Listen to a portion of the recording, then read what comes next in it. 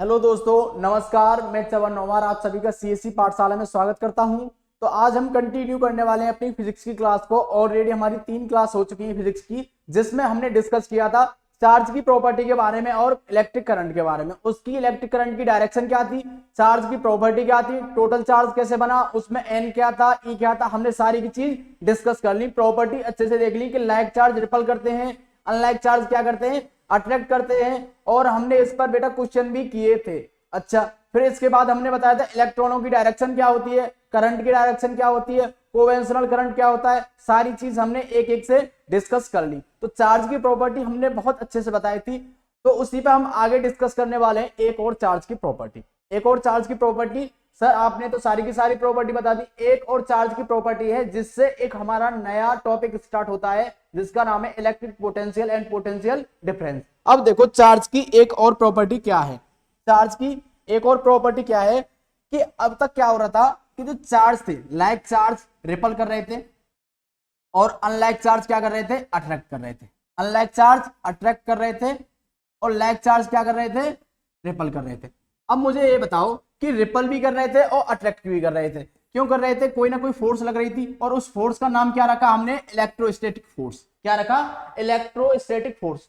तो सर इसमें ये बताओ कि जैसे मान के चलो मेरे पास ये प्लस चार्ज है और इसके कांटेक्ट में कोई प्लस चार्ज आ गया, वो उसे कहां तक रिपल करेगा या फिर अनलाइक चार्ज को कहां से अट्रैक्ट करेगा, इसके बारे में हमें जानना बहुत जरूरी है। अच्छा, ये इसे मान के चलो रिपल किया, ये भी रिपल हो गया और ये भी हो गया, तो इनका कोई ना कोई पॉइंट तो होगा जहां तक ये रिपल करेगा। या फिर इसने इसको किया तो कहां से अट्रैक्ट करना स्टार्ट करेगा और कहां तक करेगा, करेगा नहीं करेगा, वो तो बात अलग है कि जो इन दोनों के बीच में फोर्स लगेगी वो कौन सी, हमारी इलेक्ट्रोस्टैटिक फोर्स। उसके बारे में हमने अच्छे से भरपूर डिस्कस किया था।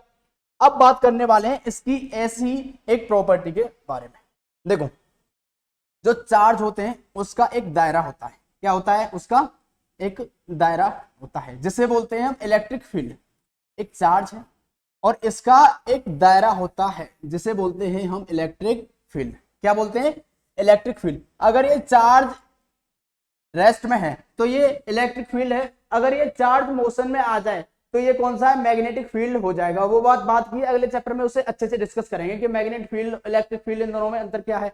अच्छा, तो अब मुझे बताओ कि मान के चलो ये मेरा प्लस चार्ज है और इसके दायरे में या फिर इसके एरिया में, यहां पर इसके एरिया से बाहर कोई मेरा प्लस चार्ज है। क्या है? Plus charge. तो क्या ये इसे रिपल करेगा? नहीं करेगा। जैसे ये इसके दायरे में, इसकी सीमा में आएगा, ये क्या करना स्टार्ट कर देगा, इसे रिपल करेगा। जैसे यहां पर आएगा ये बहुत जोर से उसे रिपल करेगा। इसका मतलब ये है कि चार्ज के पास अपना कोई फील्ड होता है, जहां तक वो फोर्स लगाता है उसे बोलते हैं हम इलेक्ट्रिक फील्ड। जहां तक या तो रिपल करेगा या अट्रैक्ट करेगा, वो डिपेंड करता है सामने वाले चार्ज पे। तो सामने वाला चार्ज वो है लाइक चार्ज है या अनलाइक चार्ज। ठीक है, तो इससे बिल्कुल क्लियर ये जाहिर होता है कि सर हर एक चार्ज के पास अपना क्या होता है, हर एक चार्ज के पास अपना इलेक्ट्रिक फील्ड होता है। ये क्या हो जाएगा, रिपल होना स्टार्ट हो जाएगा। ठीक है, अब तक क्या था, हमने चार्ज को यहां पर रखा तो इससे पता ही नहीं था कि सामने वाला क्या है, प्लस है या माइनस है। इसका दायरा कहां तक है कि यहां तक। अगर ये इसके एरिया में आएगा तो प्लस चार्ज इसे क्या करेगा, रिपल कर देगा। यहां पर रहेगा तो कोई दिक्कत नहीं है, क्यों? क्योंकि ये इसके इलेक्ट्रिक फील्ड में नहीं आ रहा। तो इस दायरे को, इस क्षेत्र को हम क्या बोल देते हैं, इलेक्ट्रिक फील्ड। क्या बोल देते हैं? Electric field. तो इलेक्ट्रिक फील्ड जानते हो क्या होता है? A space around a charge, a space around a charge in which a charge attract force or repel force. It depend on the other charge that are like charge or unlike charge. ये सामने वाले charge पर depend करेगा, वो सामने वाला charge like charge है या अनलाइक चार्ज है, और ये इसका क्या है, फील्ड है, इसका दायरा है। अच्छा, मान के चलो इसकी जगह कोई माइनस चार्ज है तो इसका भी कोई ना कोई अपना दायरा होगा।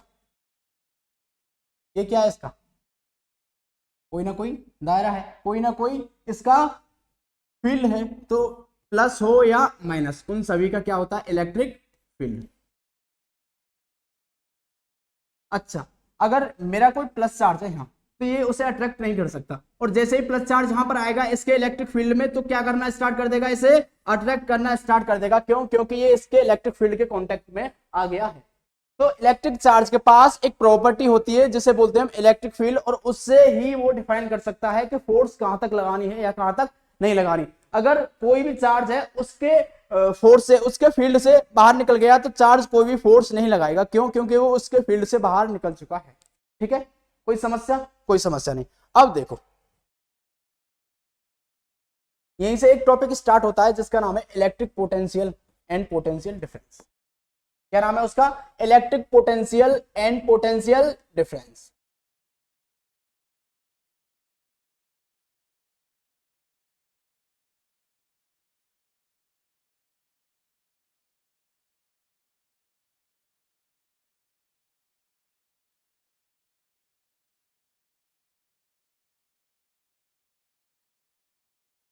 ठीक है, ये क्या होता है? इलेक्ट्रिक पोटेंशियल और पोटेंशियल डिफरेंस क्या होता है इसे समझेंगे अच्छे। ठीक है, अच्छा, अब मान के चलो मेरे पास कोई चार्ज है, पॉजिटिव चार्ज। क्या ये? कोई पॉजिटिव चार्ज है और मैंने इसको बिल्कुल फिक्स कर दिया है कि ये अपनी जगह से नहीं हिलेगा। मैंने इसको पकड़ रखा है या इसे क्या कर दिया है? फिक्स कर दिया है कि ये अपनी जगह से कहीं भी नहीं जाएगा। ठीक है, तो इसके चारों तरफ क्या होगा? इसके चारों तरफ इसका फील्ड होगा, होगा नहीं होगा? और प्लस चार्ज है ये, तो इसका क्या हो गया? ये इसका इलेक्ट्रिक फील्ड हो गया। मैंने इसे फिक्स चार्ज कर दिया है। क्या कर दिया है? इसे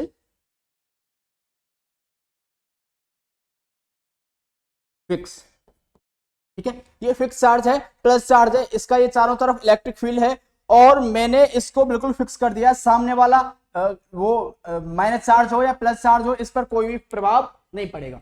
अब मान के चलो कि मेरे पास कोई चार्ज है, प्लस चार्ज। क्या है मेरे पास? कोई प्लस चार्ज है और ये मैंने ले लिया बहुत छोटा चार्ज, और इसे बोल सकते हैं हम टेस्ट चार्ज। क्या बोल सकते हैं इसे? टेस्ट चार्ज, जिसे हम Q नोट से डिनोट करते हैं। टेस्ट के लिए लिया है केवल, और ये टेस्ट चार्ज है। हम इस पर क्या थोड़ा सा प्रैक्टिकल करके देखेंगे कि होना जाना क्या है। तो ये हमने कोई टेस्ट चार्ज लिया जिसे हमने डिनोट कर दिया Q नोट से, और ये क्या है हमारा? वो एक अच्छा चार्ज है और ये Q से हमने डिनोट कर दिया, और ये फिक्स कर दिया हमने कि सामने वाला प्लस हो या माइनस हो, इससे कोई प्रभाव नहीं पड़ेगा। अच्छा, अब ये बेटा एक इनफाइनाइट पॉइंट पे है। कहां पे? ये इनफाइनाइट पॉइंट।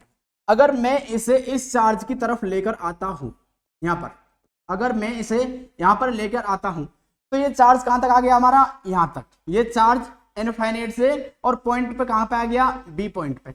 तो यहां तक क्या, यहां से यहां तक आया था, कोई इसमें कोई फोर्स लगाता? सर कोई फोर्स नहीं लगेगा। क्यों? क्योंकि इसका इलेक्ट्रिक फील्ड केवल यहां तक है, यहां तक इसका इलेक्ट्रिक फील्ड नहीं है। हम उसे इनफाइनाइट से लेकर आए बी पॉइंट तक, तो कोई फोर्स नहीं लगेगा। जैसे ये इसके संपर्क में आएगा तो इस पर क्या होना हो जाएगा? फोर्स लगना स्टार्ट हो जाएगा। ये चार्ज क्या करेगा? इसे रिपल करेगा, क्योंकि ये तो फिक्स है, ये तो रिपल हो नहीं सकता। और इसका ये बहुत छोटा चार्ज है, टेस्ट चार्ज है, इसका इलेक्ट्रिक फील्ड कितना है? छोटा सा। इसका इलेक्ट्रिक फील्ड कितना है? इतना बड़ा। तो जाहिर सी बात है यही इसको रिपल करेगा, ये इसको रिपल नहीं कर सकता, क्योंकि पहली बात तो ये फिक्स चार्ज है और इसका इलेक्ट्रिक फील्ड बहुत ज्यादा बड़ा है। अच्छा, जैसे ये बी पॉइंट पर आया, ये फोर्स फील करने लगेगा, फोर्स एक्सपीरियंस करने लगेगा, और ये पीछे की तरफ चला जाएगा, पीछे की तरफ जाने लगेगा।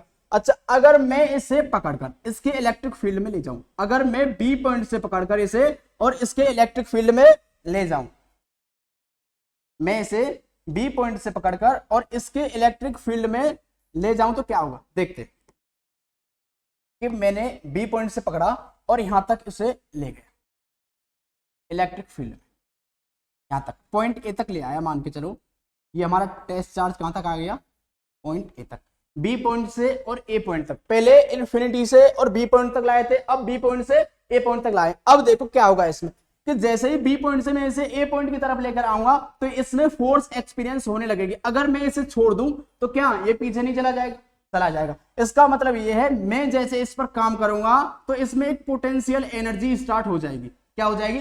पोटेंशियल एनर्जी स्टोर होना स्टार्ट हो जाएगी। बी पॉइंट से अगर मैं इसे ए पॉइंट की तरफ लाता हूं, कोई इस पर क्या करता हूं? काम करता हूं, और इस चार्ज को यहां तक लेके आया। क्या लेके आया? इस चार्ज को ए पॉइंट तक लेकर आया, तो क्या इसमें पोटेंशियल नहीं हो जाएगी? पोटेंशियल का क्या मतलब है कि उसके विपरीत में कोई काम करना। पोटेंशियल एनर्जी बेटा 4 प्रकार की होती है, हम केवल इसकी बात कर रहे हैं। ये भी एक पोटेंशियल एनर्जी के रूप में स्टोर हो जाती है। ठीक है, अब मुझे बताओ क्या मैंने इसे बी पॉइंट से और ए पॉइंट तक लाने में कोई काम किया कि नहीं किया? आप बोलोगे सर किया। ठीक है, मैंने बी पॉइंट से और ए पॉइंट पे लाया और इस पर हमने क्या किया, कोई ना कोई वर्क डन किया। क्या पर किया हमने, क्यू नॉट चार्ज पर किया। ठीक है, अच्छा ये क्या हो गया हमारा इलेक्ट्रिक पोटेंशियल। यहां से और यहां तक जो भी पोटेंशियल स्टोर हुआ उसे बोलते हैं इलेक्ट्रिक पोटेंशियल। और बी और ए के इलेक्ट्रिक पोटेंशियल की वजह से जो डिफरेंस पैदा हुआ उसे बोलते हैं इलेक्ट्रिक पोटेंशियल डिफरेंस। क्या बोलते हैं उसे, इलेक्ट्रिक पोटेंशियल डिफरेंस बोलते हैं। क्यों, क्योंकि बी से और ए तक हमने डिफरेंस पैदा कर दिया वर्क डन करके किसी भी चार्ज पर। देखो यहां से और यहां तक हम पॉइंट को बी से और यहां तक लेकर आए, कोई चार्ज बी पॉइंट से ए तक लेकर आए, उस पर हमने कोई काम किया, तो हमने क्या किया, पोटेंशियल स्टोर की, उसे बोलते हैं इलेक्ट्रिक पोटेंशियल। और जो हमने डिफरेंस पैदा किया ए और बी के बीच में, जो भी डिफरेंस पैदा हुआ उसे क्या बोलते हैं हम, इलेक्ट्रिक पोटेंशियल डिफरेंस। ठीक है, अब देखो कि क्या मैं यहां पर निकालने लगूं कि पोटेंशियल डिफरेंस क्या होगा। ये इनिशियल कंडीशन थी इसकी, और ये कौन सी है मेरी, फाइनल कंडीशन। फाइनल कंडीशन है, अच्छा। और जो इलेक्ट्रिक पोटेंशियल डिफरेंस है वही होता है हमारा वोल्टेज। वोल्टेज बराबर क्या होता है, वोल्टेज बराबर क्या होता है, किसी भी चार्ज पर हमने काम किया,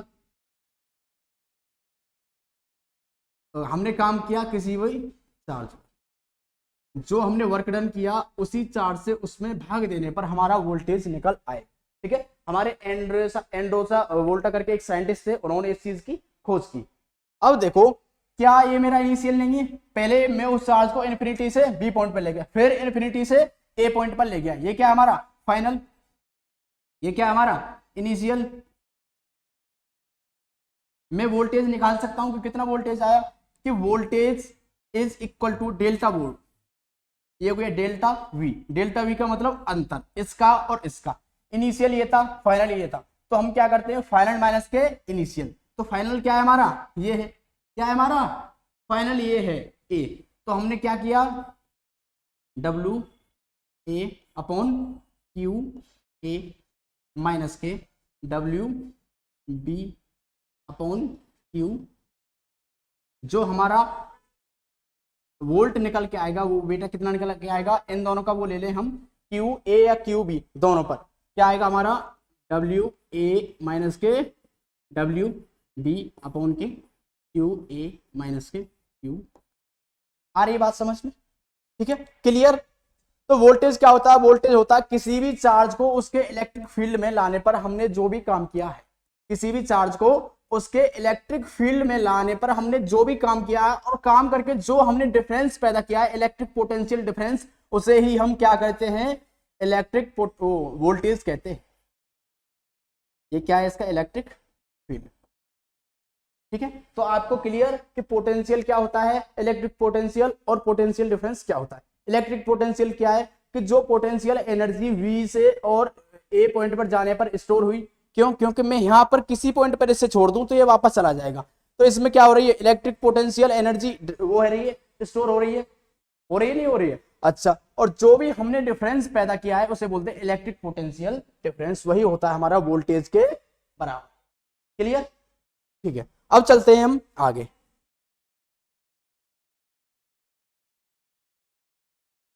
क्या होता है इलेक्ट्रिक पोटेंशियल और पोटेंशियल डिफरेंस।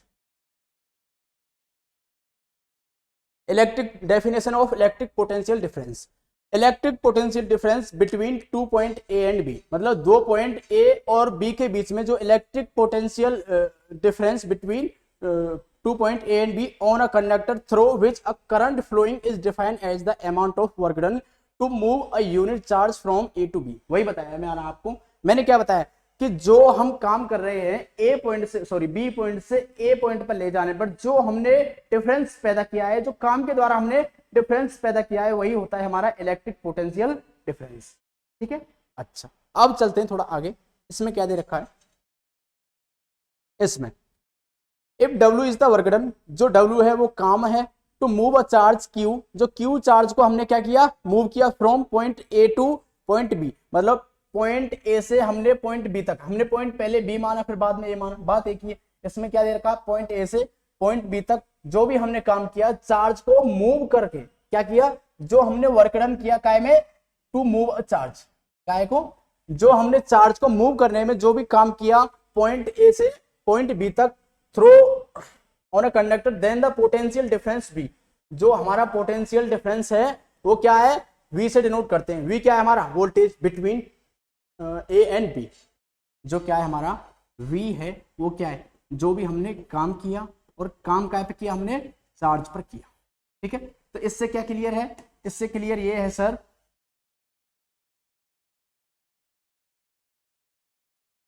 इससे क्लियर क्या है कि जो भी हमने काम किया और काम काय पे किया, हमने काम किया बेटा किसी पर चार्ज पर, जो हमने वर्क डन किया, वर्क डन काय पे किया, किसी भी चार्ज पर, वही होता है हमारा वोल्टेज। क्या होता है हमारा वोल्टेज।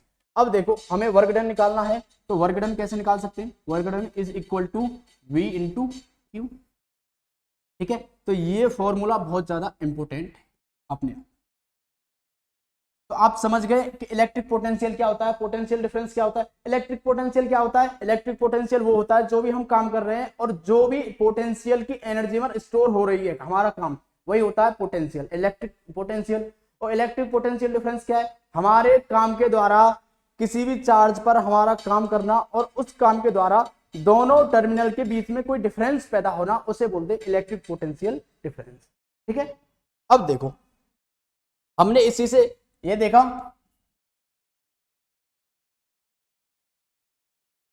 ये बहुत इंपॉर्टेंट फॉर्मूले हैं।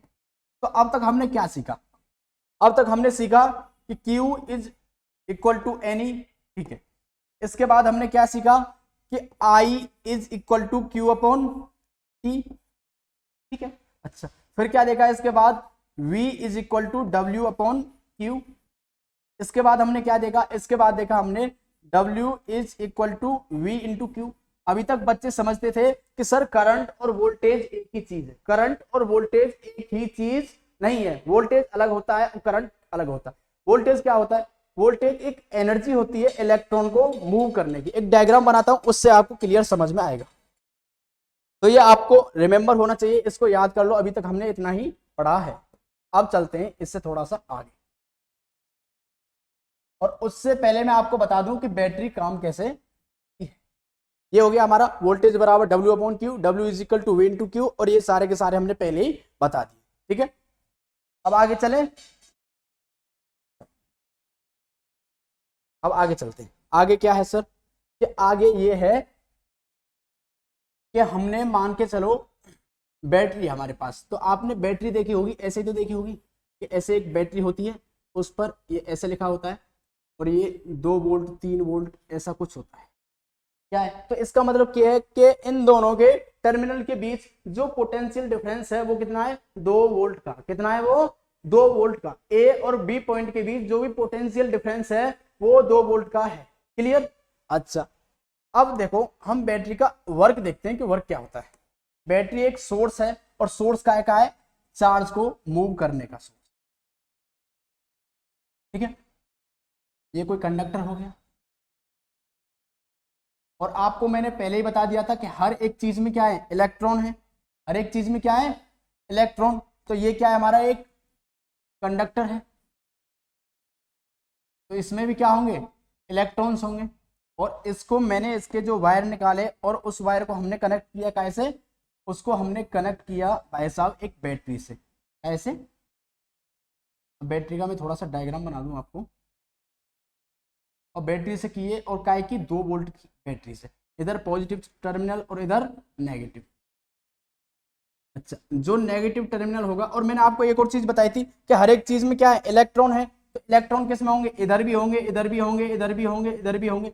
हर चीज में क्या होगा, इलेक्ट्रॉन होंगे। तो पूरी वायर में, पूरे कंडक्टर में क्या होंगे, इलेक्ट्रॉन होंगे। ऐसे करके जो रेड कलर में मैं बना रहा हूं आप देख लेना, ये क्या है, हमारे इलेक्ट्रॉन है। ठीक है, ये भी क्या है, हमारे इलेक्ट्रॉन्स।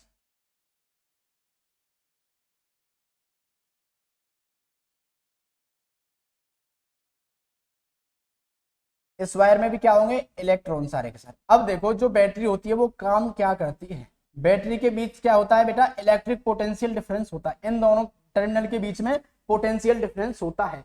तो क्या करता है, जो नेगेटिव से नेगेटिव, ये इलेक्ट्रॉन क्या हो जाएंगे, रिपल्सन, क्योंकि यहां पर भी क्या है नेगेटिव और यहां पर भी क्या है नेगेटिव। तो ये इसे क्या करेगी, रिप्लेस। ये वाला इसे रिप्लेस करेगा, ये वाला इससे रिप्लेस, ऐसे करते करते करते करते ये कहां तक आ जाएंगे, पॉजिटिव टर्मिनल तक आ जाएंगे। क्यों? क्योंकि ये इसको अट्रैक्ट करेगा और ये क्या करेगा, रिपल करेगा। ये तो इसको लात मारेगा, लेकिन ये क्या कर लेगा, उसको अपने पास बुला लेगा, अट्रैक्ट कर लेगा। ठीक है, तो एक मारेगा तो एक उसे सहला देगा। तो सर आप क्या बोलते हो कि आपने बोला कि अब जो इलेक्ट्रॉन निकलेंगे वो नेगेटिव टर्मिनल से रिपल होकर और पॉजिटिव टर्मिनल में आ जाएंगे। तो बैटरी खत्म कब होगी? बैटरी खत्म हो जाती है बेटा जब कोई भी चार्ज यहां से ना जाए, इसके पास क्या हो जाए, टेंडेंसी जीरो हो जाए, इन दोनों के बीच में जो पोटेंशियल डिफरेंस है वो बहुत कम हो जाए। ठीक है, अच्छा कि सर और इसके बाद क्या होता है, वो अंदर की बात है, बैटरी के जो रिडक्स रिएक्शन होती है उसके बाद पता नहीं क्या क्या होता है, उससे हम 11th क्लास में केमिस्ट्री में अच्छे से समझेंगे और फिजिक्स में भी बताया गया है उसे। ठीक है, अच्छा तो क्या होता है आप समझ गए। बैटरी क्या है, एक सोर्स ऑफ एनर्जी है, जो एनर्जी का स्रोत है, सोर्स ऑफ एनर्जी, जो क्या करती है, इलेक्ट्रॉन को मूव करने में मदद करती है। बिना बैटरी के हम इलेक्ट्रॉन को मूव नहीं कर पाएंगे, और जब तक इलेक्ट्रॉन मूव नहीं होंगे तो क्या नहीं बनेगा, करंट। तो करंट क्या है, यहां से क्लियर समझ गए। करंट क्या है, करंट है इलेक्ट्रॉन का मूव, जो मोशन है इलेक्ट्रॉन का वही करंट है, और जो सोर्स है उसको इलेक्ट्रॉन को मूव कराने का, मोशन में लाने का जो भी सोर्स है एनर्जी का, उसे क्या बोलते हैं हम, बैटरी या फिर वोल्टेज। ठीक है, इलेक्ट्रिक पोटेंशियल डिफरेंस, क्लियर। अब थोड़ा सा आगे चलते हैं, हमें पता चल गया कि सर करंट क्या होता है, बैटरी क्या होती है, वोल्टेज क्या होता है, हर चीज पता चल गई।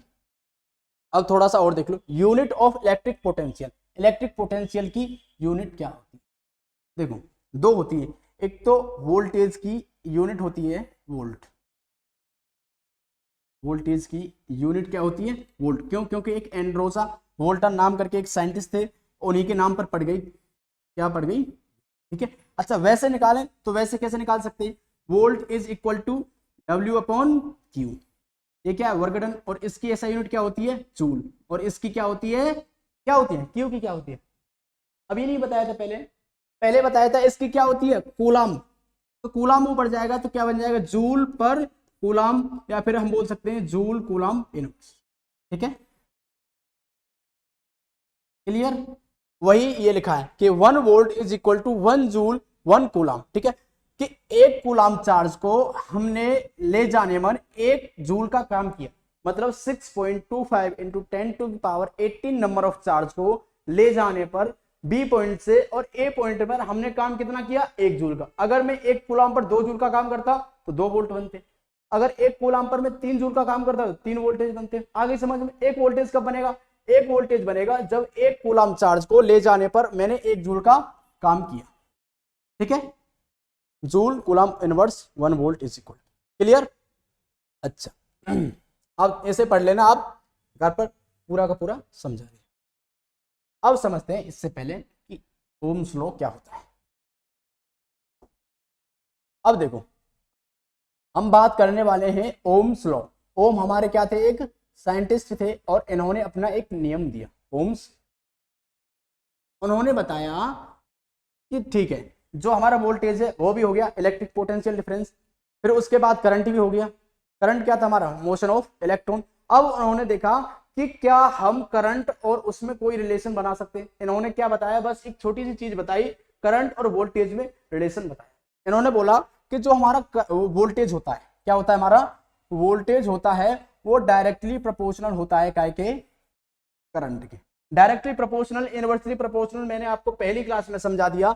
डायरेक्टली प्रोपोर्शनल का मतलब ये है कि अगर V की वैल्यू बढ़ेगी तो I की वैल्यू बढ़ेगी, अगर V की वैल्यू घटेगी तो I की वैल्यू घट जाएगी। ठीक है, ये होता है डायरेक्टली। अच्छा मैं आपसे बोलता कि सर मान के चलो रियल नहीं है, मान के चलो कि अगर वोल्टेज इनवर्सली प्रोपोर्शनल होता I के, तो क्या होता, अगर V की वैल्यू बढ़ जाती तो इसकी क्या हो जाती, घट जाती, अगर इसकी घट जाती तो I की क्या हो जाती, बढ़ जाती। लेकिन ऐसा रियल नहीं है, ऐसा संभव नहीं है। उन्होंने यही रिलेशन बताया कि अगर वोल्टेज बढ़ेगा, क्लियर सी बात है। अब सोच के देखो, थोड़ा एनिमेशन करके देखो, इमेजिनेशन करके देखो, अपनी पावर बढ़ाओ माइंड की। ऐसे देखो कि अगर सोर्स की एनर्जी बढ़ जाएगी, मतलब बैटरी इलेक्ट्रॉन को जल्दी जल्दी मूव करेगी। सोर्स मतलब क्या है, कोई स्रोत है काय का, एनर्जी का, मतलब ऊर्जा का कोई स्रोत है, वो क्या करेगा, अपनी पूरी एनर्जी लगाएगा काय में, इलेक्ट्रॉन को मूव होने में। जब वो पूरी एनर्जी लगा देगा इलेक्ट्रॉन को मूव होने में, तो इलेक्ट्रॉन क्या होंगे, तेज मूव होंगे। अगर इलेक्ट्रॉन मूव जल्दी जल्दी होंगे तो क्या करंट नहीं बढ़ जाएगा। करंट क्या था, motion of electron, motion of electron. अगर ये इलेक्ट्रॉन जल्दी जल्दी फ्लो करने लगे या फिर मोशन में आने लगे तो क्या बोल सकते हैं कि करंट की भी क्या बढ़ गई, वैल्यू बढ़ गई। क्यों, क्योंकि जब वोल्टेज की बढ़ेगी, जब सोर्स ऑफ एनर्जी बढ़ेगी, जब पोटेंशियल डिफरेंस बढ़ेगा, तो इसे कैसे भी बोल सकते हैं, potential difference, source of energy, voltage या और कुछ। ठीक है, अच्छा, तो इन्होंने यही बताया कि जब जब उसकी वैल्यू बढ़ेगी, काय की, वोल्टेज की वैल्यू बढ़ेगी, तो काय की बढ़ जाएगी, करंट की। ठीक है, और जब हम वोल्टेज से इसको इनवर्सली प्रोपोर्शनल को हटाएंगे तो इज इक्वल का साइन आ जाएगा, और इज इक्वल का साइन आएगा तो कोई ना कोई कांस्टेंट आएगा, और कांस्टेंट आया हमारा आर, और ये इसके बाद क्या है, आई। ठीक है, अब समझते हैं कि सर इसमें आर क्या है। आर होता है बेटा रेजिस्टेंस। क्या होता है, आर होता है रेजिस्टेंस।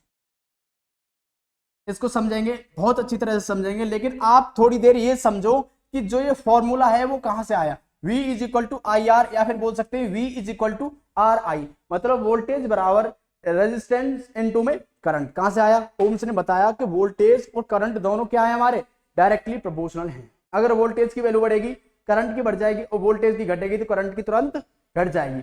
और प्रोपोर्शनल का साइन हटाते ही हमारे पास क्या आया, रेजिस्टेंस की वैल्यू आई, कांस्टेंट आया। ये क्या है हमारा रेजिस्टेंस कांस्टेंट बोल सकते हैं। कांस्टेंट माने अचर, जिसकी वैल्यू ना बदले। ठीक है, तो हमारा रेजिस्टेंस कांस्टेंट आया, और रेजिस्टेंस को समझेंगे हम अच्छी तरह से। अब देखो इसमें क्या लिखा है ओम्स लॉ में।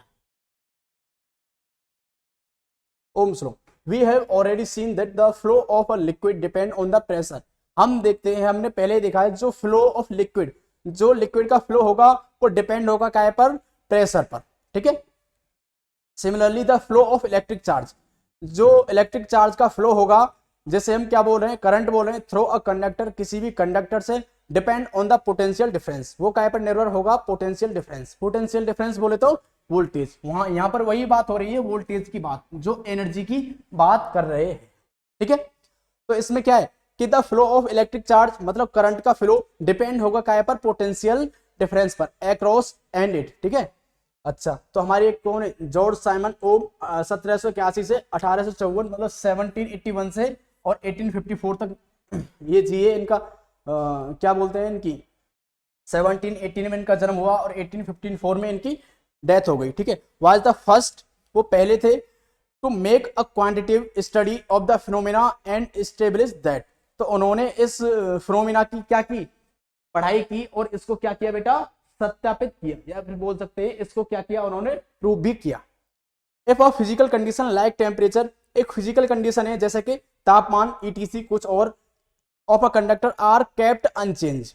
ठीक है, the strength of current flowing through its directly proportional to the potential difference. देखो ये है आपकी मेन लाइन, पूरा का पूरा खत्म। इन्होंने बोला the strength of current flowing, strength माने क्षमता, जो क्षमता है करंट के फ्लो होने की, क्या है इसमें, जो भी क्षमता है करंट के फ्लो होने की, वो क्या है, डायरेक्टली प्रोपोर्शनल है। क्या है बेटा, वो डायरेक्टली प्रोपोर्शनल है to the potential difference across it and, उन दोनों के बीच में जो भी पोटेंशियल डिफरेंस, क्या बैटरी, क्या source of energy, potential difference क्या है, वोल्टेज, उसी की बात कर रहा है कि उसके क्या है, जो करंट की स्ट्रेंथ है पोटेंशियल डिफरेंस की क्या है, क्या है, डायरेक्टली प्रोपोर्शनल है। इसका मतलब ये है कि अगर पोटेंशियल डिफरेंस बढ़ जाएगा तो क्या करंट की वैल्यू भी बढ़ जाएगा, और यही चीज मैंने आपको बता दी थी पहले। ठीक है, क्लियर। अब और देखते हैं थोड़ा सा, इसमें क्या दे रखा है, this statement is known as Ohm's law, यह कथन ओम्स लॉ के, ओम के नियम से जाना जाता है, and its fundamental relation of क्या, इलेक्शन सर्किट। इलेक्शन कहां से आ गया, ये थोड़ा सा गलत हो गया, ये इलेक्ट्रिक सर्किट है। ठीक है, इफ वी क्या है हमारा, ये थोड़ा सा गलत है, इसे क्या कर लेना, थोड़ा सा सही कर लेना। ठीक है ना, अब देखो इफ वी मतलब क्या है, पोटेंशियल डिफरेंस, वी क्या है, potential difference applied across the end of conductor A B. End of conductor का मतलब जो हमने कंडक्टर लगाया था उसके वायर के एंड में क्या लगाया था हमने, वोल्टेज लगाया था। वोल्टेज क्या हमारा, बैटरी को बोल रहे हैं। ठीक है, आई क्या, strength of current flowing through a conductor, जो इलेक्ट्रॉन फ्लो हो रहे हैं वही क्या है, हमारा करंट है।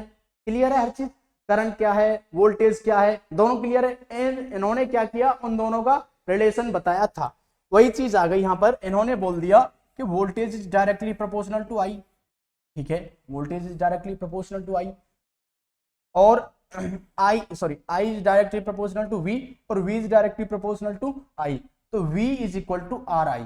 तो आर क्या है, मैंने आपको पहले बता दिया, ये क्या है बेटा, रेजिस्टेंस, क्या ये रेजिस्टेंस है। अब रेजिस्टेंस की बात करेंगे, सर ये रेजिस्टेंस आया कहां से, ठीक है। अब देखो थोड़ी सी हम यूनिट की बात कर लेते हैं, मैंने आप सभी को सबकी यूनिट बता दी, हम थोड़ा एक बार रीचेक करेंगे और दोबारा पढ़ेंगे कि सभी की मैंने यूनिट आपको बताई कि नहीं बताई।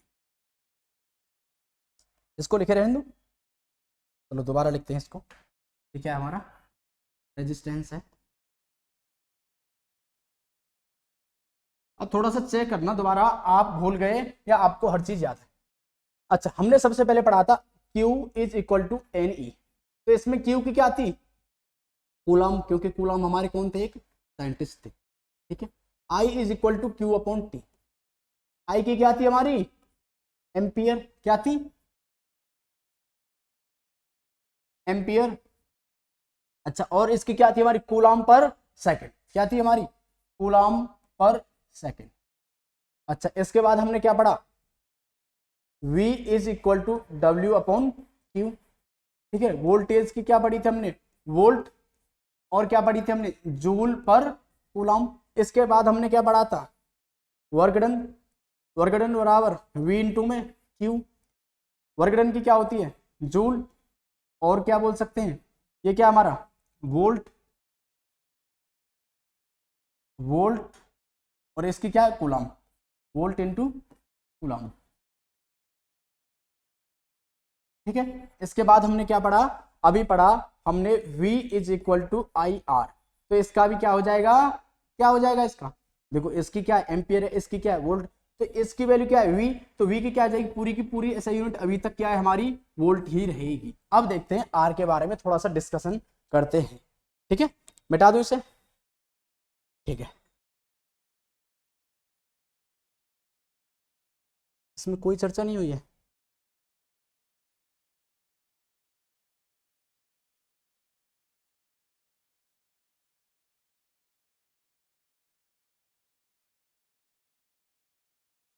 देखो मैं आपको समझा देता हूं, आप थोड़ा सा समझने की कोशिश करना कि आर है क्या एक्चुअली। आर क्या है, आर है एक रेजिस्टेंस, और हिंदी में बोलते हैं इसे प्रतिरोध। क्या बोलते हैं इसे, हिंदी में बोलते हैं प्रतिरोध। प्रतिरोध का मतलब किसी भी चीज का विरोध करना। विरोध काय का होगा, विरोध होगा केवल और केवल इलेक्ट्रॉन का। क्यों, क्योंकि जो मूव कर रहे हैं वो क्या कर रहे हैं, इलेक्ट्रॉन ही मूव कर रहे हैं। अच्छा, कि मान के चलो, मैं आपको थोड़ा सा समझाने की कोशिश करूंगा, आप थोड़ा समझना कि यही मेरे पास वो पुराना क्या था, कंडक्टर था, ठीक है। ये क्या है मेरे पास, कंडक्टर है,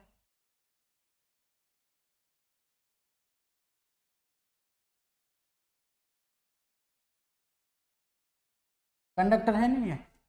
इससे हमने क्या, सोर्स ऑफ एनर्जी, जिसे क्या पोटेंशियल डिफरेंस भी बोल रहे थे, बैटरी, मैंने इससे क्या कर ली, कनेक्ट कर ली बैटरी, इसे प्लस रखता हूँ, प्लस और माइनस कैसे भी कर दो, चाहे फिर इसे माइनस रख लो, इसे क्या रखो, इसे रख लो प्लस, और इसे क्या रख लो माइनस, ठीक है। तो इलेक्ट्रॉन कैसे फ्लो होंगे, इलेक्ट्रॉन इधर से फ्लो होंगे, इधर से फ्लो होंगे, ठीक है। अब मुझे एक बात बताओ कि जैसे ये सारे के सारे इलेक्ट्रॉन कंडक्टर से पास होंगे, क्या सारे के सारे इलेक्ट्रॉन पास हो जाएंगे, आपका आंसर होना चाहिए नहीं, क्योंकि सारे के सारे इलेक्ट्रॉन पास नहीं होते, पास तो हो जाते लेकिन वो कैसे होते हैं, दोबारा में या तिबारा में या चौथी बार में। क्यों, क्योंकि वो बेटा कोलाइड करते हैं, आपस में क्या होते हैं, टकराते हैं। जैसे मैं आपको एग्जांपल दूं कि आप अपनी क्लास में चल रहे हो, ठीक है, आपकी छुट्टी हो गई और क्लास से बाहर निकल रहे हो, क्या आप थोड़ा तेज चल रहे हो, क्यों, आपका फ्लो ज्यादा है।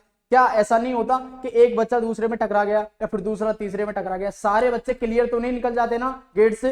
ऐसा ही होता है इलेक्ट्रॉन के साथ कि सारे के सारे इलेक्ट्रॉन इजीली पास नहीं होते, कुछ इलेक्ट्रॉन दूसरे इलेक्ट्रॉन से टकरा जाते हैं और वो दूसरा इलेक्ट्रॉन पहले इलेक्ट्रॉन की क्या करता है, रुकावट बनता है, उसके पाथ में या फिर उसके रास्ते में रुकावट पैदा करता है, विरोध करता है, उसी को बोलते हैं हम रेजिस्टेंस। क्या बोलते हैं? रेजिस्टेंस क्या है? विरोध है। रेजिस्टेंस क्या है? उसकी रुकावट है, उसके पाथ में रुकावट कर रहा है। मान के चलो मैं ऐसे समझाऊं आपको कि ये इलेक्ट्रॉन क्या हो रहा है, फ्लो हो रहा है। क्यों? क्योंकि एनर्जी यहां से निकल रही है और एनर्जी क्या कर रही है, इनको फ्लो कर रही है। क्या कर रही है? फ्लो कर रही है। तो सर आप बोलोगे कि जैसे ये इलेक्ट्रॉन इसमें टकरा गया, मान के चलो ये इलेक्ट्रॉन क्या हो गया, इसमें टकरा गया, और तो इसका जो फ्लो है इसने रोक दिया, इसकी स्पीड बढ़ जाएगी लेकिन इसकी क्या हो जाएगी, घट जाएगी। तो इसकी स्पीड को इसने घटा दिया, फिर दोबारा सोर्स ऑफ एनर्जी लगेगा तो फिर दोबारा ये चलना स्टार्ट होगा। तो इसका मतलब क्या है, जो भी रुकावट पैदा हुई इलेक्ट्रॉन के रास्ते में उसे ही हम रेजिस्टेंस बोलते हैं। क्लियर? कोई डाउट? चलो एक और बार समझ लो कि ये क्या है, हमारे पास कोई भी बैटरी है, क्या ये कोई भी बैटरी है या फिर बोल सकते हैं इलेक्ट्रिक पोटेंशियल डिफरेंस है, V वोल्ट की कोई बैटरी है। इससे जैसे ही एनर्जी मिली, इलेक्ट्रॉन क्या होने लगे, डिस्प्लेस होने लगे या फिर हम बोल सकते हैं फ्लो करने लगे। और जैसे ही इलेक्ट्रॉन फ्लो करेंगे, इसमें भी होता है, वायर में भी होता है, कंडक्टर में भी होता है, हर चीज में होता है, इसमें भी क्या होगा, इलेक्ट्रॉन आपस में टकराएंगे और एक दूसरे की स्पीड को कम कर देंगे, फिर एनर्जी मिलेगी, फिर मोशन में आ जाएंगे, फिर टकराएंगे, फिर एनर्जी मिलेगी, फिर मोशन में। इसका मतलब क्या है कि इलेक्ट्रॉन इजीली पास नहीं होते, वो कोलाइड करते हैं, उसी को बोलते हैं हम रेजिस्टेंस। क्लियर है? ये जो आपस में कोलाइड हो रहा है इसे क्या बोल रहे हैं हम, रेजिस्टेंस। आया समझ में? रेजिस्टेंस क्या होता है? रेजिस्टेंस यही होता है, हमने अभी तक पढ़ा, हमने पढ़ा V is equal to I R. तो I क्या है इसमें, करंट है, V क्या है इसमें, वोल्ट है, और R क्या है इसमें, रेजिस्टेंस है। R मतलब क्या है, कोलाइड, मतलब एक इलेक्ट्रॉन दूसरे इलेक्ट्रॉन से टकरा रहा है। V क्या है इसमें, वोल्टेज, वोल्टेज का मतलब सोर्स ऑफ एनर्जी जो इलेक्ट्रॉन को मूव कर रही है। I क्या है, फ्लो ऑफ इलेक्ट्रॉन, जो इलेक्ट्रॉन का फ्लो हो रहा है उसी से करंट बन रहा है। अच्छा मुझे एक बात बताओ, अगर ज्यादा फ्लो होगा करंट का तो क्या रेजिस्टेंस ज्यादा निकलेगा, मतलब रेजिस्टेंस की वैल्यू बढ़ेगी या कम होगी? आप बोलोगे सर बढ़ जाएगी। क्यों बढ़ जाएगी? इसलिए बढ़ जाएगी क्यों, क्योंकि जब ज्यादा नंबर ऑफ इलेक्ट्रॉन फ्लो होंगे, ज्यादा स्पीड से होंगे, तो आपस में ज्यादा टकराएंगे। जब जब करंट की वैल्यू बढ़ेगी, जब जब रेजिस्टेंस की वैल्यू बढ़ जाएगी। ठीक है? जब जब वोल्टेज की वैल्यू बढ़ेगी, जब जब भी क्या हो जाएगा, रेजिस्टेंस की वैल्यू बढ़ जाएगी। ठीक है? तो इससे आगे चर्चा करते हैं। ये हमारा कंडक्टर है ए और बी, यहां से क्लियर होना चाहिए हर किसी को। ठीक है, अब थोड़ा सा इसमें पढ़ते हैं कि पीडीएफ में क्या लिखा है। देखो इसमें क्या लिखा है, रेजिस्टेंस।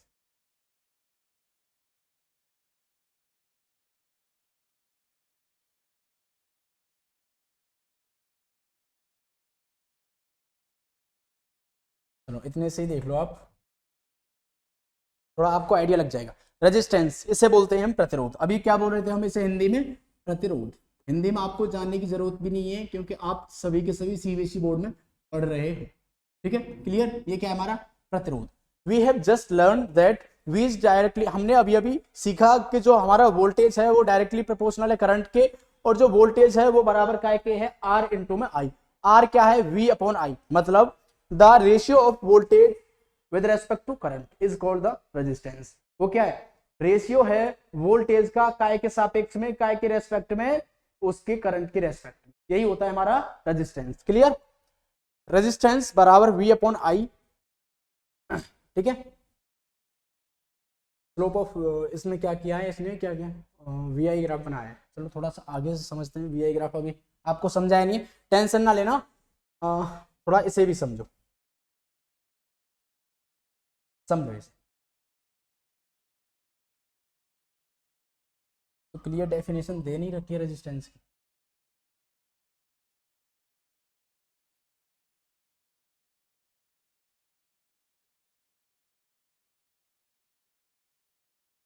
तो रेजिस्टेंस आपको आइडिया लग गया क्या होता है। रेजिस्टेंस मैंने आपको बताया था, इसमें बेटा क्लियर डेफिनेशन नहीं है, जिससे आपको क्लियर हो जाए। कल मैं आपको इसकी क्लियर डेफिनेशन दिखा दूंगा। रेजिस्टेंस वही होता है जो क्या करता है, इलेक्ट्रॉन के रास्ते में रुकावट पैदा करता है, वही होता है रेजिस्टेंस। ठीक है, अच्छा अब क्या होगा सर, इससे हम रेजिस्टेंस के बारे में थोड़ा सा और पढ़ेंगे। रेजिस्टेंस उसे भी बोल सकते हैं हम, जैसे हमने फॉर्मूले से पढ़ा था, हमने क्या पढ़ा था फॉर्मूले से? अभी तक हमने फॉर्मूले से पढ़ा था V is equal to I R. तो R को हम यहीं पे रहने दें, V को इधर ले आए तो क्या हो जाएगा? R is equal to V upon I. तो इससे भी बोल सकते हैं the ratio of voltage with respect to current is called resistance. लेकिन एक्चुअल डेफिनेशन वही होगी कि इलेक्ट्रॉन के फ्लो में क्या आ जाए? रुकावट पैदा आ जाए। अगर आपसे कोई पूछ ले कि रेजिस्टेंस क्या होता है तो आप ये बिल्कुल नहीं बोलना कि the ratio of voltage with respect to current, मतलब जो वोल्टेज का, जो इलेक्ट्रिक पोटेंशियल डिफरेंस का रेशियो है करंट के सापेक्ष में, वो नहीं बोलना आपको। आपको क्या बोलना है? जो भी चीज उसके इलेक्ट्रॉन के रास्ते में रुकावट पैदा कर रही है उसे ही हम क्या बोल रहे हैं? रेजिस्टेंस बोल रहे हैं। इतना बोल देना, सिंपल, क्लियर, ठीक है। अच्छा, अब देखो जो हमारा रेजिस्टेंस है वो काय काय पे डिपेंड होता है। कल मैं आपको इसकी डेफिनेशन दिखा दूंगा, क्लियर, बिल्कुल भी टेंशन ना लो, ठीक है। अब देखो रेजिस्टेंस क्या होता है? द फैक्टर ऑन विच, ऐसे बोल सकते हैं हम, the factor on which resistance depend, the factors on which resistance depend, on which resistance depend. ऐसे फैक्टर जिन पर क्या है? रेजिस्टेंस क्या है? निर्भर है, उनकी बात करेंगे। ऐसे कौन से फैक्टर हैं जिन पर रेजिस्टेंस डिपेंड करेगा? थोड़ा सा समझना कि वो कौन से फैक्टर हैं जिन पर रेजिस्टेंस डिपेंड करेगा। तो पहला फैक्टर पढ़ते हैं हम कि अगर द वैल्यू ऑफ, जैसे लेंथ की बात करते हैं, हमारा क्या होगा? सबसे पहले लेंथ। अगर मान के चलो मेरे पास ये वायर है, क्या है? ये वायर है, इसमें क्या, ये इलेक्ट्रॉन है, क्या है? इसमें इलेक्ट्रॉन है। तो इसमें क्या करेंगे? इलेक्ट्रॉन टकराएंगे भी, बहुत से इलेक्ट्रॉन हो सकता है बाहर भी निकल जाए बिना टकराए, और ऐसा हो सकता है कि फिर टकरा जाए। तो इसमें क्या होगा? रेजिस्टेंस तो होगा। ये क्या है? हमारा वायर है और इसकी लंबाई कितनी है? L1। अगर मान के चलो मेरे पास और इससे भी एक थोड़ा सा लंबा वायर है, उसमें भी क्या फ्लो हो रहे हैं? इलेक्ट्रॉन फ्लो हो रहे हैं, ऐसे करके। ये क्या है? इलेक्ट्रॉन है, सारे के सारे। अब मुझे बताओ, जो इलेक्ट्रॉन इसमें ज्यादा टकराएंगे या इसमें? टकराएंगे तो सर इसमें भी और टकराएंगे इसमें भी, कोलाइड इसमें भी होगा, कोलाइड उसमें भी होगा। लेकिन उसमें क्या होगा? लार्ज अमाउंट ऑफ कोलाइजेशन होगा। क्या होगा? कि उसमें जो भी इलेक्ट्रॉन आपस में टकराएंगे वो कितने लार्ज अमाउंट में, और बोल सकते हैं हम उसे कि ज्यादा संख्या में क्या होंगे? इलेक्ट्रॉन टकराएंगे। जैसे ये इससे टकरा जाएगा, फिर क्या होगा? ये थोड़ा इससे टकरा जाए, हो सकता है ये इससे टकरा जाए, ठीक है ना। इधर से इलेक्ट्रॉन आ रहे हैं, ऐसे करके इलेक्ट्रॉन फ्लो हो रहे हैं, और ये इसमें टकरा जाए, ये इसमें टकरा जाए, और ये फिर इसमें टकरा जाए। आ रही है ना बात समझ? तो इसमें क्या होंगे? ज्यादा नंबर ऑफ इलेक्ट्रॉन टकराएंगे, इसमें कम टकराएंगे, ठीक है। इसकी लंबाई कितनी है? L2, clear. अब देखो, अगर मैं, इससे क्लियर है कि अगर मैं किसी भी कंडक्टर की लेंथ बढ़ा देता हूं तो रेजिस्टेंस की वैल्यू क्या हो जाएगी? बढ़ जाएगी। तो मैं इससे क्लियर बोल सकता हूं कि resistance is directly proportional to the length of conductor, बोल सकता हूं, ठीक है। तो पहला फैक्टर क्या है रेजिस्टेंस का? जो रेजिस्टेंस है वो क्या होगा? डायरेक्टली प्रोपोर्शनल होगा काय के? लेंथ ऑफ कंडक्टर के। Resistance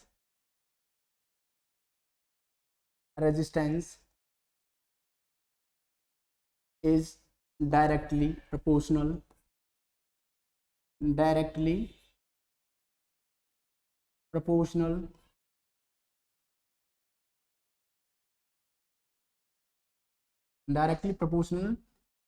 to the length of conductor, clear. इससे हम बोल सकते हैं कि जो हमारा रेजिस्टेंस है वो डायरेक्टली प्रोपोर्शनल काय के है? Length of conductor. इसे बोलते हैं हम, मान के चलो इक्वेशन फर्स्ट, ठीक है। अच्छा, दूसरा कारक समझो, पहले मैं आपको समझाऊंगा फिर बाद में लिखाऊंगा। इसमें लिख दूं दूसरा कारक, मतलब second factor on which the resistance depend. अच्छा, अगर मान के चलो मेरे पास ये वायर है, यही वायर है पहला वाला, और इसका क्रॉस सेक्शनल एरिया क्या बेटा? इसका क्रॉस सेक्शनल एरिया ए है। क्या है ये? यहां से और यहां तक क्या है? ये ए है। यहां से और यहां तक क्या है? ये ए है। अगर मुझे बताओ इसमें इलेक्ट्रॉन ऐसे फ्लो हो रहे होंगे, सारे के सारे इलेक्ट्रॉन, तो इसमें क्या होगा? रुकावट पैदा होगी। ये हो सकता है इससे टकरा जाए, ये इससे टकरा जाए, ठीक है। अच्छा, अगर मैं इसका एरिया बढ़ा दूं तो क्या होगा? आपको क्या लगता है? अगर मैं किसी भी वायर का एरिया बढ़ा दूं तो रेजिस्टेंस घटेगा या बढ़ेगा? बताइए। रेजिस्टेंस बेटा क्या होगा? घटेगा। क्यों? देखो, अगर यही वायर है और मैं इसका एरिया थोड़ा सा बड़ा कर दूं, एरिया मतलब ऐसे कर दूं, ये वायर है और इसमें क्या हो रहा है, इलेक्ट्रॉन अब आसानी से निकल रहे हैं। अब क्या हो रहा है, इलेक्ट्रॉन क्या हो रहे हैं, आसानी से फ्लो हो रहे हैं। ऐसा नहीं कि इसमें रेजिस्टेंस जीरो हो जाएगा, ऐसा नहीं होगा, इसमें रेजिस्टेंस जीरो नहीं होगा, लेकिन क्या होंगे, ज्यादातर इसमें कम टकराएंगे। क्या होगा, इसमें जो पोलराइजेशन होगा वो कम होगा बेटा इसकी अपेक्षा। क्यों? क्योंकि एरिया इसमें बढ़ेगा। तो हम बोल सकते हैं कि अगर किसी कंडक्टर का, किसी वायर का एरिया बढ़ता है तो रेजिस्टेंस कम हो जाएगा। ठीक है, बोल सकते हैं। तो अब इसी को हम कैसे लिख सकते हैं? लिखो, इसको हम लिख सकते हैं, इफ द, ऐसे बोल सकते हैं, resistance is inversely proportional, resistance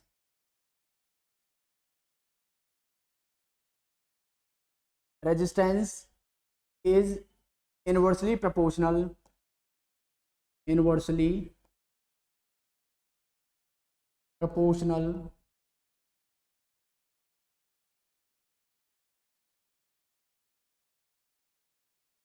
inversely proportional to the area of conductor, to the area of conductor। Area कौन सा? Cross sectional area.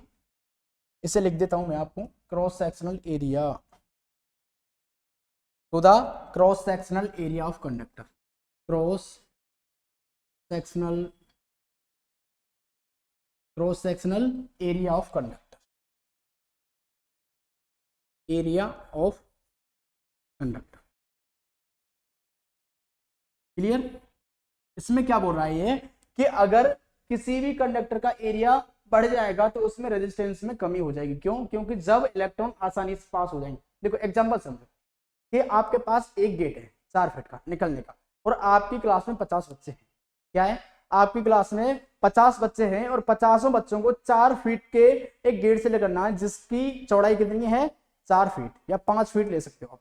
तो क्या होगा, सारे बच्चे उसी से निकलेंगे?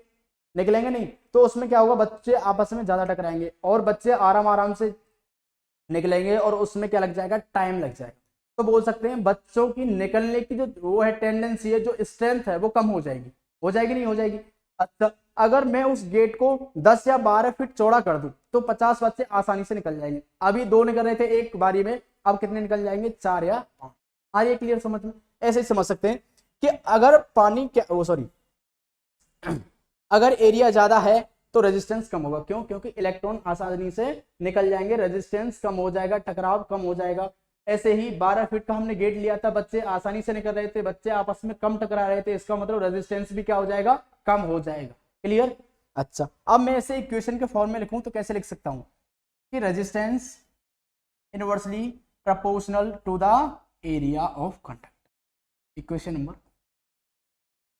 क्लियर? अच्छा, अब हम क्या करते हैं, मैं इसे थोड़ा सा मूव कर दूं,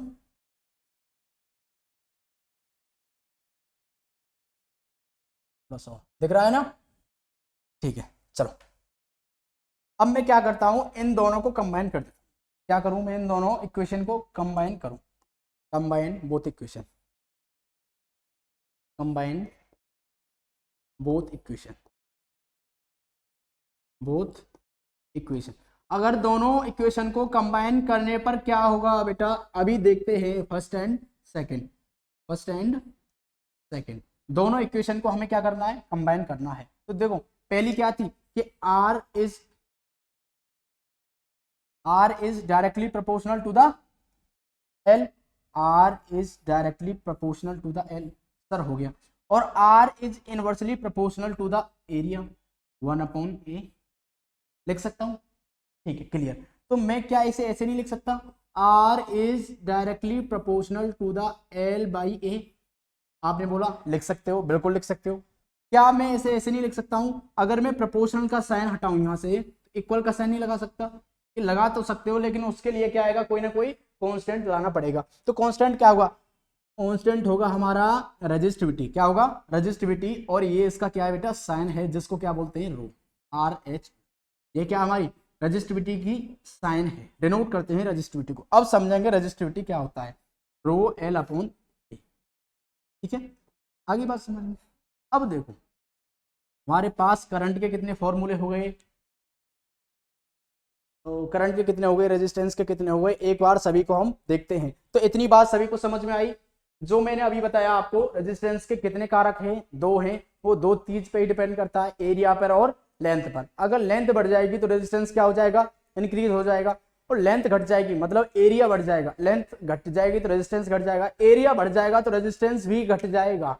अगर एरिया बढ़ जाएगा रेजिस्टेंस घट जाएगा, और एरिया घट जाएगा तो रेजिस्टेंस क्या हो जाएगा बेटा, बढ़ जाएगा।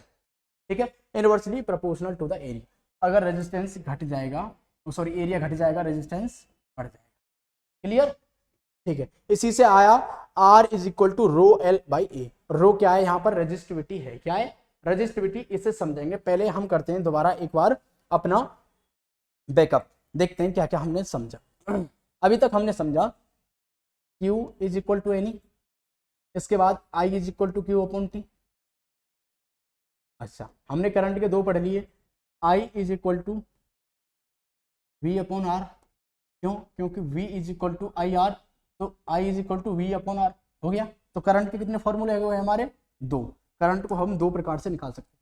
12th में पढ़ोगे आप ड्रिफ्ट वेलोसिटी। क्या पढ़ोगे, ड्रिफ्ट वेलोसिटी। वो 12th का कंसेप्ट है, वो क्या होती है ड्रिफ्ट वेलोसिटी, वो भी बताएंगे हम, लेकिन अभी नहीं, 12th क्लास में जाके आप खुद पढ़ लोगे। मैं आपको थोड़ी सी झलक दिखा देता हूँ कि करंट क्या होता है। तो ड्रिफ्ट वेलोसिटी क्या होती है, उसमें होती है drift velocity Vd is equal to, drift velocity Vd is equal to NAE Vd, मतलब sorry I is equal to NAE Vd, ऐसे होता है कुछ। ठीक है ना, I is equal to NAE Vd।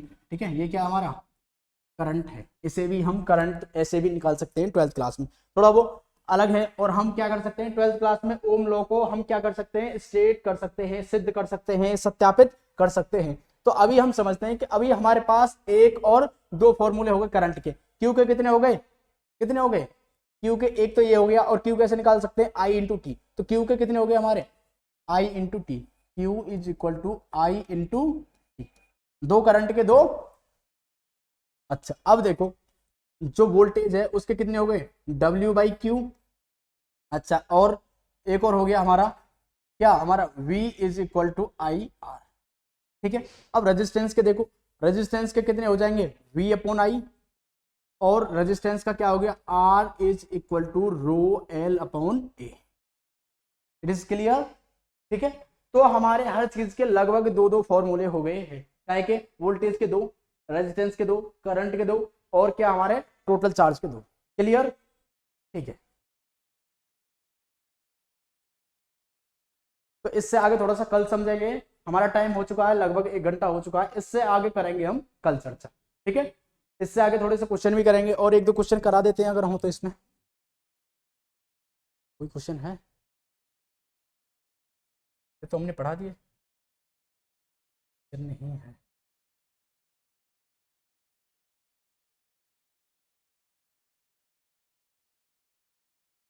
देखो इसमें अभी कोई क्वेश्चन नहीं है, कल हम क्वेश्चन लाएंगे और आपको क्वेश्चन कराएंगे, भरपूर प्रैक्टिस कराएंगे। कल हमें क्या करना है, एक दो टॉपिक समझना है और क्वेश्चन करने हैं। कंटिन्यू करेंगे अपनी क्लास को कल से। ठीक है, तो आज के लिए बाय, आज के लिए थैंक्स, बाय, और क्या बोलते हैं उसको, क्लास को खत्म करते हैं। ठीक है।